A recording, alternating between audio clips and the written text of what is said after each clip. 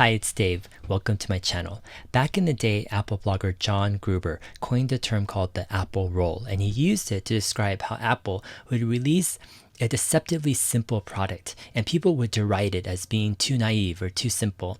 Yet Apple would ruthlessly iterate and improve on it and completely dominate and take over new markets. And we see this in how Apple did that with the iPod, with iOS, with iPhone, and with numerous product lines over their history. In this video, I'm going to introduce what I call the Tesla roll, and it's a simple 3-step thinking process and strategy that Tesla uses for every single new product and every single new market that they enter.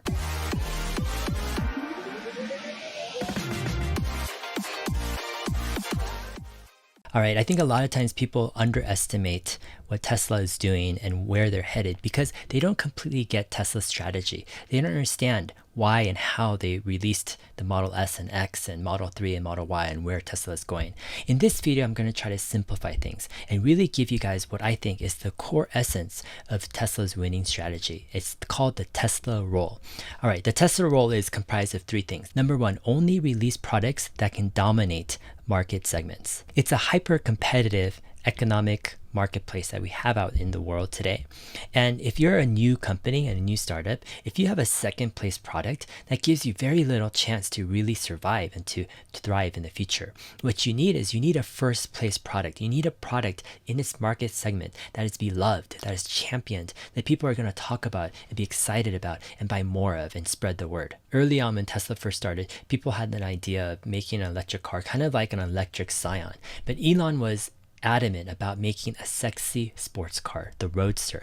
And he wanted to do it because he knew that in order to dominate a market segment, he couldn't dominate the Scion market segment because it was just too competitive and too cutthroat in terms of costs. However, in the high-end Roadster sports car market, Elon knew that he had a chance to become first place with an electric car. And that's the type of mentality that Tesla and Elon has had for every single market that they enter. After the Roadster, the reason why Tesla went into the luxury kind of premium large sedan market was because it was the only market that they had a chance of becoming first place in with the current kind of cost structure and technologies that Tesla had. Tesla's ultimate aim was always to get to the Model 3 and beyond, but it took a long time because they knew they needed to bring down the cost of batteries, and they knew they needed to bring down the cost of manufacturing as well. So at the earliest possible moment, that's when Tesla released the Model 3. It was the exact right time when they could actually dominate that market segment. And Tesla is doing this for every single product that they release. They will only release a new product if they're confident that they can dominate that market segment. Just look at the Cybertruck. Tesla to this point couldn't have made a truck, a pickup truck that could compete but beat out, let's say, the Ford F-150 in terms of costs and utility, etc. However, because Tesla over time has made so many innovative improvements on battery costs, on software, on manufacturing efficiencies, etc., they're getting to the point where now they can finally release a pickup truck that can be the best in its market segment. And Tesla will continue to do this and will continue to go downstream. And more we're going to hear about Tesla possibly releasing a $25,000 car that can compete with the Camry and the Accord. But when Tesla releases that $25,000 product, they're going to release it because they're confident that they can dominate that market segment. All right, number 2, the second part of the Tesla roll and their secret strategy, right, to dominate new markets is that they iterate and they ruthlessly improve their products. Most automakers are steeped in their stagnant ways. And it's much easier to just maintain, right, a product rather than to try to rile up things and really make a product that much better. One example was several years ago, I was talking to Jerome, the current president of Tesla Auto, and he was sharing how he just has this mentality, and Tesla has this mentality where they just won't accept no as an answer. An example he gave was back in the day, the Model S had a backup camera where you didn't have the backup camera line. So all you saw was just kind of like a clear view of the back. And it was kind of frustrating because as you back up, it was like you didn't know exactly where you were going. And in fact, the first day that I got my Model S, I was actually taking the Model S to get this protective coating, Expel. And when I was taking it to there, I was backing up my Model S. This was like the second day. And I didn't see the lines because there were no lines. And I hit the back fender back left fender of my Model S against a brick wall, and it was a complete mess. Anyways, Jerome continues with his story saying that customers were requesting some backup lines in the camera, obviously.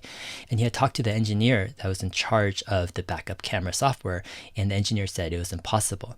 However, Jerome said that they kept on pressing and pressing, and they finally got an answer. They finally got a solution that worked. And so that's kind of the mentality of Tesla. No matter what, they're going to try to keep on pushing for innovation. And that's why you see Tesla cars improving so rapidly. Their prices are coming down, the range is going up, the software is getting better, and overall the cars are becoming a better experience. All right, let's go back to the Tesla roll. So the first step is they released kind of a simple product that can dominate a market. And step number 2 is they ruthlessly improve and innovate on that product. And step number 3 is they leverage all these innovations to create new products in new market categories. For example, every battery improvement impacts and improves every vehicle for Tesla. Every software improvement improves every car. And every HVAC improvement, every seating improvement, every manufacturing improvement, all these efficiencies help every vehicle to be better. Last year at Tesla's Autonomy Day, I was talking to a few Tesla engineers who were in charge of the Tesla Semi, and they're sharing how for the initial product, they just kind of pulled together a bunch of parts that Tesla already had. For example, they pulled together 4 Tesla motors from the Model 3, and they pulled together a bunch of Tesla Model 3 battery packs, and they put the Tesla Model 3 screen and software in, and they had all of these parts that they were just putting together. And that's what you get when you have a truly innovative company that's innovating and pushing the envelopes, trying to improve, let's say, hundreds and thousands of different features and parts. And when you pull them all together, you can create new products and completely revamp market categories. And all of this becomes a virtuous cycle. And that's why I call it the Tesla roll. Because once they can start with one product, iterate it, and then create a new product based upon those iterations, the more products they make, it becomes increasingly easy for them to get into more and more markets. And that's why, for example, Elon Musk is even talking about getting into the home HVAC market. And it's because they've already developed a lot of air conditioning and venting and heat pump technologies with their cars, and they can expand into new markets. In 10 years, it's hard to predict exactly what markets Tesla will be going into. But however, if they're able to keep up this Tesla roll, and they're able to keep introducing simple products that they iterate upon, use those innovations to create new products in new market categories, the sky's the limit for Tesla and their prospects. All right, if you've enjoyed this video, please give it a thumbs up, subscribe to this channel, and we'll see you in my next video. Thanks.